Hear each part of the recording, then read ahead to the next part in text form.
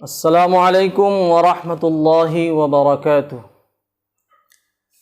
محترم ناظرین و سامعین، آج میں بات کرنے جا رہا ہوں جمائی کے متعلق۔ سستی کی وجہ سے جو جمائی آتی ہے اس کے متعلق کچھ گفتگو کروں گا۔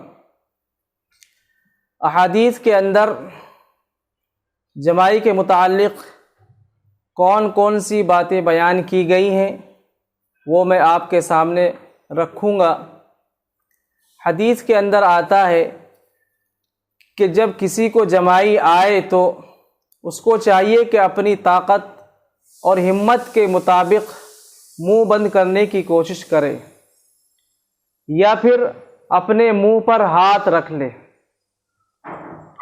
کیونکہ حدیث کے اندر یہ بھی آتا ہے کہ جب کسی کو جمائی آتی ہے اور وہ منہ سے ہا ہا کی آواز نکالتا ہے تو شیطان اس پر ہنستا ہے۔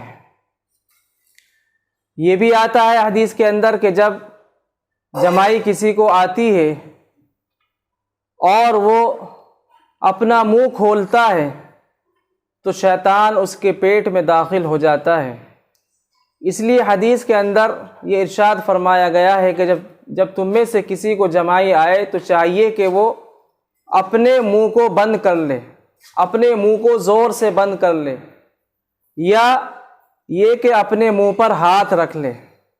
لیکن ہمارے معاشرے میں بہت سی چیزیں ایسی رائج ہیں، بہت سی باتیں ایسی غلط رسومات ہیں کہ جب کسی کو جمائی آتی ہے تو وہ ہا ہا کرتا ہے، آواز نکالتا ہے اور اس طرح سے منہ پر ہاتھ مارتا ہے، تو یہ طریقہ بالکل سنت کے خلاف ہے۔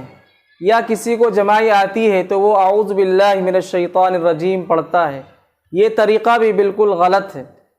یا پھر اگر کسی کو جمائی آتی ہے تو وہ اس طرح سے چٹکی بجاتا ہے، یہ طریقہ بھی شریعت کے بالکل خلاف ہے، سنت کے مطابق نہیں ہے۔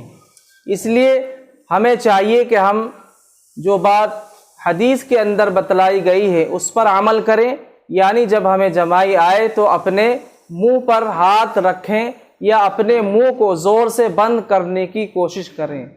اس کے علاوہ جتنی بھی باتیں ہیں، جتنی بھی چیزیں ہیں، ان کا شریعت سے کوئی تعلق نہیں ہے، وہ سنت کے مطابق نہیں ہے۔